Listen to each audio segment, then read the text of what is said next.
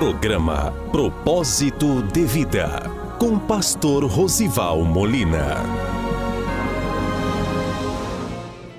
Olá, bom dia. Mais uma vez é uma grande alegria estar com você nesta manhã de sábado para juntos adorarmos ao Senhor. E hoje nós vamos meditar sobre o projeto de Deus para nossas vidas. Vamos entender que todos os propósitos de Deus são compostos de promessas e de instruções.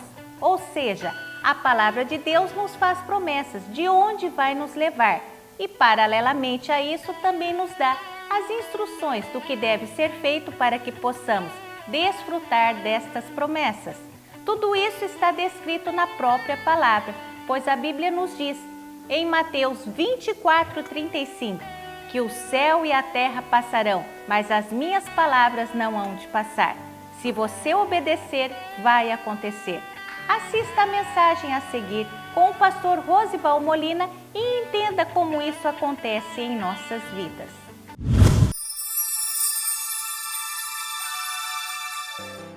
Como se determinou que havíamos de navegar para a Itália, entregaram Paulo e alguns outros presos a um centurião por nome Júlio, da corte Augusta. Dizendo-lhes: varões, vejo que a navegação há de ser incômoda e com muito dano, não só para o navio e a carga, mas também para a nossa vida. E não aparecendo havia muitos dias nem sol nem estrelas, caindo sobre nós uma não pequena tempestade, fugiu-nos toda a esperança de nos salvarmos. Havendo já muito que não se comia, então Paulo, pondo-se em pé no meio deles, disse: fora na verdade razoável, ó varões, ter me ouvido a mim e não partir de Creta, e assim evitariam este incômodo e esta perdição. Mas agora vos admoesto a que tenhais bom ânimo, porque não se perderá a vida de nenhum de vós, mas somente o navio. Porque esta mesma noite o anjo de Deus, de quem eu sou e a quem eu sirvo, esteve comigo. Levantando as âncoras, deixaram-no ir ao mar, largando também as amarras do leme. E alcançando a vela maior ao vento, dirigiam-se para a praia. Dando, porém, um lugar de 2 mares, encalharam ali o navio. E fixa a proa, ficou imóvel, mas a popa abria-se com a força das ondas. Então a ideia dos soldados foi que matassem os presos, que nenhum fugisse escapando a nada. Mas o centurião, querendo salvar a Paulo, lhes estorvou este intento e mandou que os pudessem nadar se lançassem primeiro ao mar e se salvassem em terra. E os demais, uns em tábuas e outros em coisas do navio, e assim aconteceu que todos chegaram à terra a salvo. E havendo Paulo ajuntado uma quantidade de vides e pondo-as no fogo, uma víbora, fugindo do calor, lhe acometeu a mão. E os bárbaros, vendo-lhe a víbora pendurada na mão, diziam uns aos outros: certamente este homem é homicida, visto como, escapando do mar, a justiça não o deixa viver. Mas sacudindo ele a víbora no fogo, não padeceu nenhum mal. E eles esperavam que viesse a inchar ou a cair morto de repente. Mas tendo esperado já muito, e vendo que nenhum incômodo lhe sobrevia, mudando de parecer, diziam que era um de Deus. Amém? Irmãos, esta é a história de um grande homem de Deus. Nós estamos falando do apóstolo Paulo, né? E vemos aqui uma das suas viagens. Mas antes de eu entrar na vida, na história do apóstolo Paulo, eu quero falar sobre a minha e a sua vida, sobre os projetos de Deus na minha e na sua vida. Os projetos de Deus na minha e na sua vida, eles são evidenciados, caracterizados, marcados por 2 coisas: promessas e instruções. Deus sempre, quando tem um projeto na minha e na sua vida, Ele sempre tem promessas e também tem instruções. Não existe promessas sem instruções e não existem instruções sem promessas. A promessa é onde você está e onde Deus quer que você venha chegar. Você está aqui e Ele tem uma promessa que você vai chegar, vai fazer, vai acontecer, vai conquistar tal coisa. Onde você está, a promessa delimita onde Ele quer que você vá chegar. E as instruções, irmãos, as instruções são o que fazer para que você venha chegar e alcançar as promessas. Na vida do apóstolo Paulo, no livro de Atos, capítulo 9, ele teve o grande encontro da vida dele. No caminho para Damasco, a Bíblia diz que surge um clarão, ele cai do cavalo, literalmente, fica cego por 3 dias, 3 noites, né? Eles são conduzidos e ele tem ali um grande encontro, faz jejum, ora, o irmão Ananias vai, ele impõe as mãos sobre os olhos e cai como as escamas e ele começa ali a sua vida ministerial. Deus lança várias promessas, várias instruções, diz que ele iria pregar para reis, para profetas, para os gentios, mas também saberia o quanto padecer pelo seu nome. Haviam promessas e instruções. E aqui, neste texto, no capítulo 27, ele está para a sua 3ª e última viagem missionária. Já havia pregado para grandes autoridades, para grandes homens, mas aqui seria o maior desafio da sua vida, o maior desafio da sua história. Ele iria para Roma. Agora, o desafio seria uma viagem para Roma. E lá em Roma, ele não iria pregar apenas para qualquer ou quaisquer dos romanos. O desafio e a promessa e a instrução era pregar para o próprio imperador, para César. Dizer a César que havia um Jesus Cristo, que era maior do que ele, maior do que César. E não só isso, ele tinha a responsabilidade de dizer que, além de Jesus ser maior do que César, ele também teria a responsabilidade de dizer que o reino de Deus era maior do que o Império Romano, do que o reino de Roma. E assim, ele então empreende esta viagem através de um navio com mais pessoas, somando 276 pessoas. Ele chega diante destes marinheiros e diz: não é bom viajarmos nesse tempo. Mas os marinheiros, os especialistas, não obedecem e empreendem a viagem. Andam um pouco, são acometidos de uma grande tempestade. Mais uma vez, eles agem, lançam as âncoras, ficam parados. Paulo estava no navio, era um dos presos, estava no navio. E a Bíblia nos conta que ali havia um problema.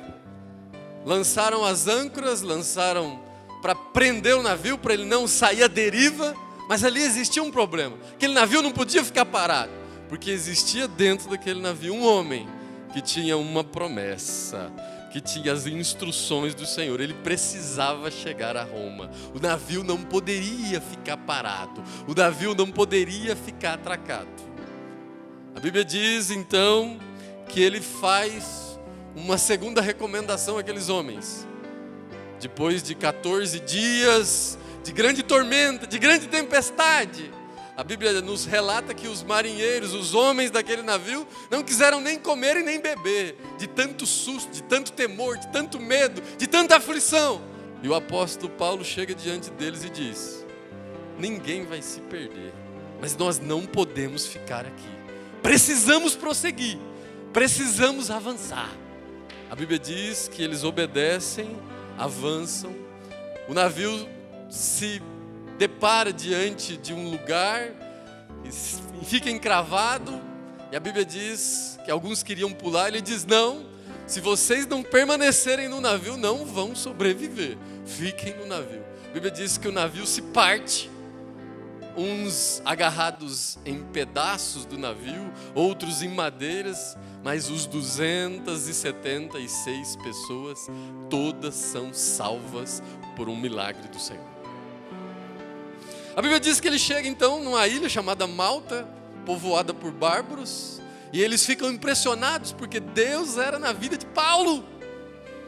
E a Bíblia diz que então oferecem uma fogueira. Fala, tem uma fogueira, porque estava muito frio, era inverno. E a Bíblia diz que oferecem uma fogueira, então Paulo vai colocar mais gravetos nessa fogueira. E no momento que ele está colocando os gravetos, uma víbora, uma serpente, pica a sua mão.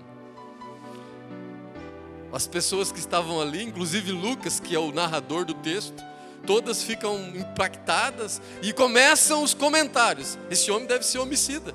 Esse homem deve ter algum pecado grande, porque ele foi salvo da tempestade, porém já chegou aqui na ilha, agora já uma víbora já atacou a sua mão. A Bíblia diz que eles ficam esperando para ver se ia inchar, para ver se ele ia cair, para ver se o veneno ia fazer efeito. E a Bíblia diz que se passa muito tempo e nada sofre Paulo.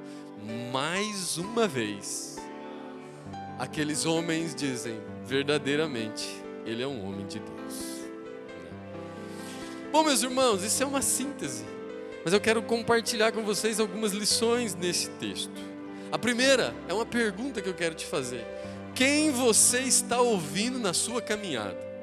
Você está ouvindo os homens ou você está ouvindo a Deus? Quem você anda ouvindo? Muitas pessoas às vezes têm as suas promessas, têm os seus milagres, as suas vitórias paradas, paralisadas, porque resolvem escutar os homens, porque resolvem escutar os especialistas, porque resolvem escutar aqueles ditos entendidos. Mas hoje eu quero te dizer, Deus quer que você ouça a voz dele. Deus quer falar ao seu coração. Sabe por quê, irmãos? Os especialistas, que eram aqueles marinheiros, lançaram as âncoras, falaram, não, vamos parar aqui, vamos lançar as âncoras. Eles entendiam do natural, eles entendiam da coisa natural, mas quando Deus fala com você, Ele está falando do sobrenatural. Ele está falando que você vai chegar. Se Deus prometeu, se Deus falou, o milagre vai acontecer, Ele vai fazer na sua vida.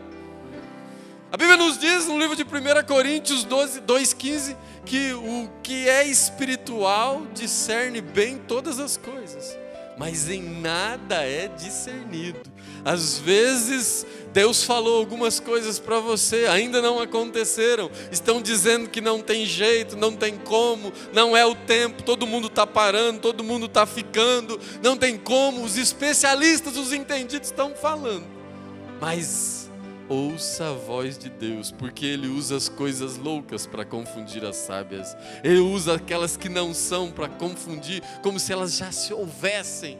Deus é Deus. A Bíblia diz, irmãos, no livro de Atos dos Apóstolos também, capítulo 5, verso 29, a Bíblia diz que Pedro e os apóstolos disseram, mas importa obedecermos a Deus do que obedecer aos homens. Obedeça a voz de Deus. Eu não sei quais são os pactos que estão chamando para você fazer, quais são as orientações que estão te dando. Talvez estão falando para você desistir, talvez estão falando para você parar, talvez estão falando para você interromper essa trajetória, estão querendo jogar âncora, estão querendo jogar as coisas para baixo, mas o Senhor me trouxe aqui para te dizer, é tempo de avançar, é tempo de crer na promessa de Deus na sua vida, é tempo de praticar a palavra de Deus na sua vida.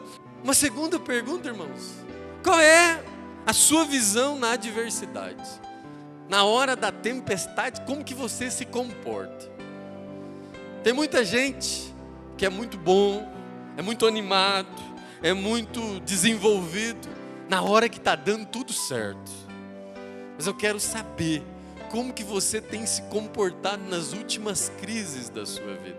Como você tem se comportado nas últimas tempestades da sua casa, da sua vida, na sua trajetória. O que você tem feito? Você tem parado? Você tem se desesperado? Tem gente que tem um monte de promessa na vida. Deus falou várias coisas para a vida dele. E está morrendo de medo. Não come, não bebe, não alimenta da palavra, não se alimenta do que Deus tem para a vida dele, não sonha com os projetos de Deus, está estacionado. A promessa de Deus na sua vida depende mais de você do que do próprio Deus.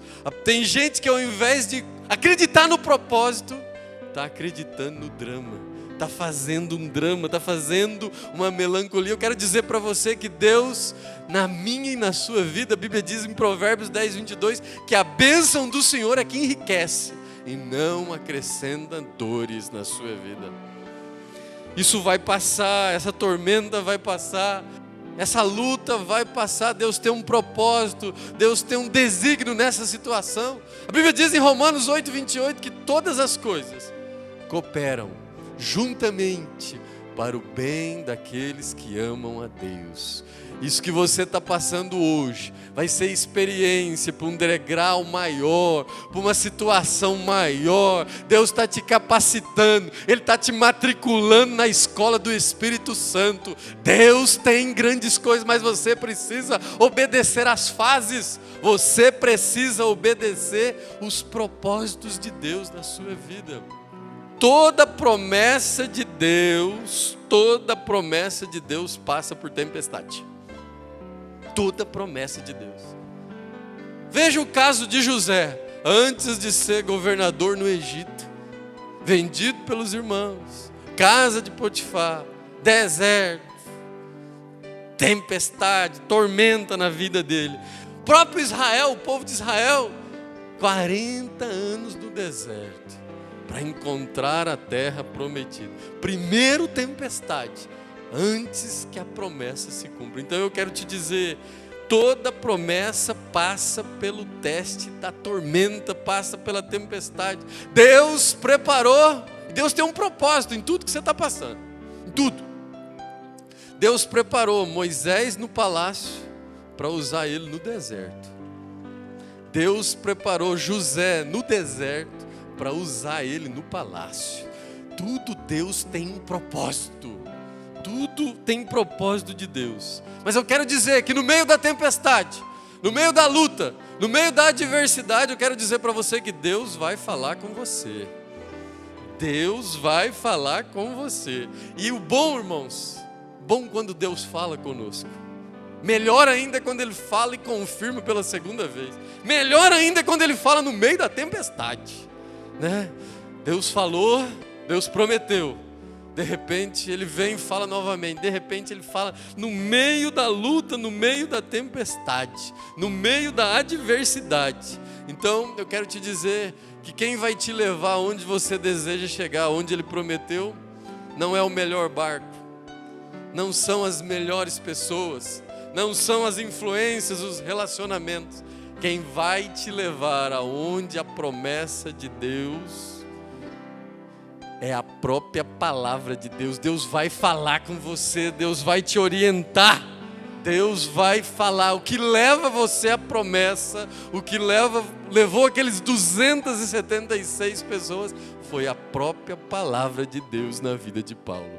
A Bíblia diz em Mateus 24, 35, que passa o céu e passa a terra, mas as minhas palavras não hão de passar. Se Deus prometeu que estará contigo, irmãos, Ele estará contigo. Lá em Mateus 28, 20, Ele diz que eis que estarei contigo todos os dias, até a consumação dos séculos.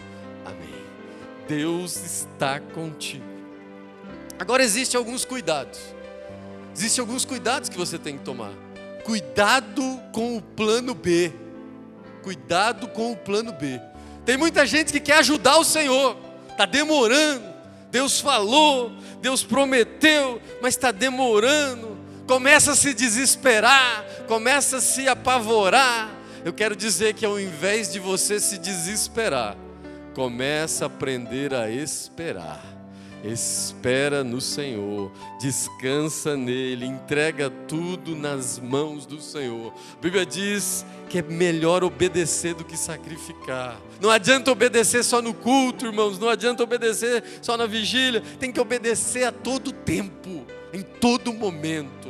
Comece, pastor, eu estou fazendo um jejum, o melhor jejum que tem, irmãos, é o jejum do pecado. Comece a obedecer a palavra. Comece a jejuar em relação às transgressões. Comece a jejuar naquelas coisas ocultas que você fazia. Melhor obedecer do que sacrificar. A Bíblia diz no livro de Salmo 119, verso 11, a Bíblia diz: escondi a tua palavra no meu coração, para não pecar contra ti. Guarde a palavra do Senhor no seu coração, esconda a palavra dele. Às vezes nós vemos vários casos onde homens de Deus não souberam esperar e tiveram grandes problemas. Para você pode ser tempo, para Deus é tratamento. Deus está tratando, Deus está te preparando, Deus está te capacitando para que você receba a promessa no tempo dele, na hora dele, na forma dele. Impressione a Deus com a sua obediência e Deus vai te impressionar com bênçãos, milagres, conquistas, maravilhas na sua vida. Estou encerrando já, irmãos. Quero te dizer uma coisa: você precisa se agarrar no madeiro. Você precisa, a vitória, a promessa de Deus vai acontecer quando você se agarrar no madeiro. É preciso você se agarrar na cruz. Toda promessa passa pela cruz. Toda promessa passa pelo madeiro. Toda promessa precisa passar pela cruz. A Bíblia diz no livro de Lucas 24:46 que convinha que o Cristo padecesse todas essas coisas e entrasse na sua glória.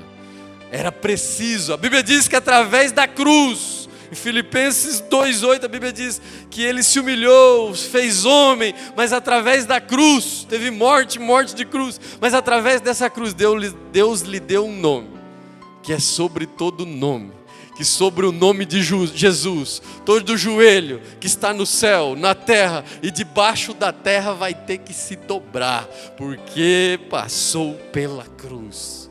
A Bíblia diz em Marcos 8:34, o próprio Jesus nos orienta.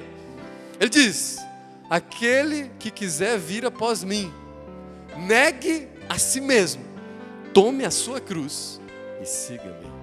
Eu não sei qual é a sua cruz, mas a sua promessa, o seu milagre, a sua vitória vai acontecer quando você agarrar a sua cruz. Eu não sei se é na sua casa, eu não sei se é na sua família, eu não sei se é uma batalha espiritual, emocional, mas pegue e prossiga com essa cruz. Deus vai te honrar. Aquele que quiser vir após mim, tome a sua cruz e siga-me. A cruz, irmãos, simboliza o nosso contato vertical com o Senhor. Quando nós temos o nosso contato vertical, nós sabemos como proceder no horizontal. Até na matemática a cruz soma. Até na matemática a cruz adiciona na minha e na sua vida. Tome a sua cruz, agarre no madeiro, a sua vitória, a promessa. Você vai chegar, mas você precisa pegar a sua cruz. A Bíblia diz, irmãos, no livro de Marcos 16:17: estes sinais seguirão os que creem.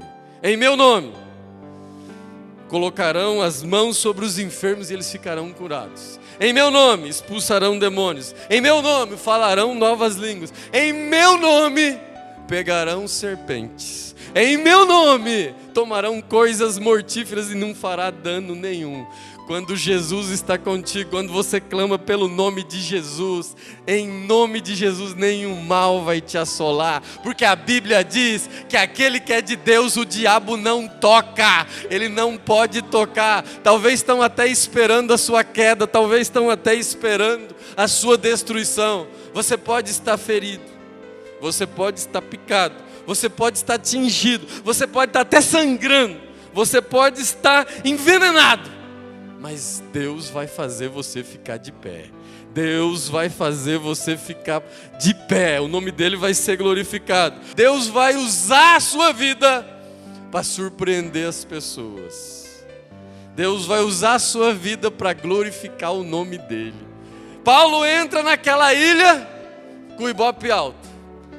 Vem um veneno da serpente. O ibope cai. Esse homem é homicida. Ele saiu, mas estão perseguindo. depois ficam esperando inchar, morrer, cair, e nada acontece. E a Bíblia diz e termina dizendo que reconheceram, verdadeiramente este é um homem de Deus. Verdadeiramente. A Bíblia diz ainda que pediram para orar para o maioral daquela ilha, ele ficou curado. E depois todos aqueles homens clamaram pela oração de Paulo. Eu quero dizer uma coisa para você, para encerrar. Evangelho sem perdão não é evangelho. Evangelho sem liberar perdão não é evangelho. Talvez aquele que te caluniou, talvez aquele que te perseguiu, talvez aquele que te difamou, talvez aquele que fez fofoca sobre a sua vida. Você vai precisar orar por ele.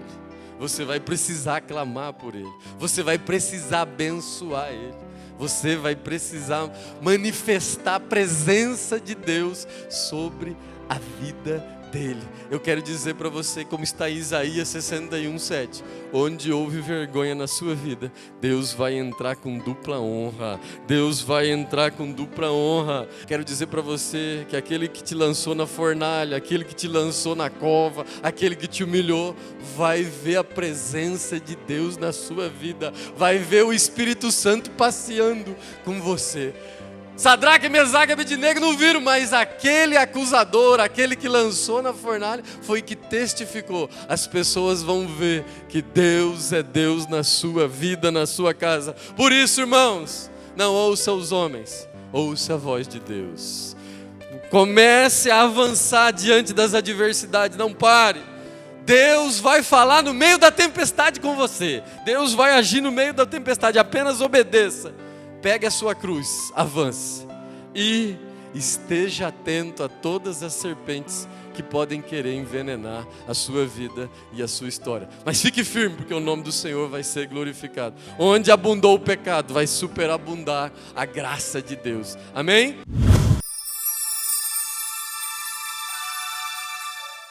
Eu creio que o Espírito Santo falou ao seu coração e foi possível você entender que no meio da adversidade é preciso ouvir a voz de Deus, pois mesmo na tempestade Deus poderá falar com você. Além disso, será necessário também tomar sua cruz, lembrando que cada um de nós temos nossa própria cruz.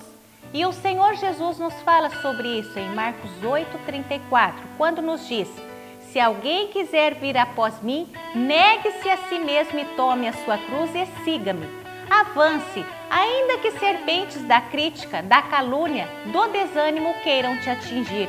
Deus vai te exaltar e onde houve vergonha, haverá dupla honra na sua vida.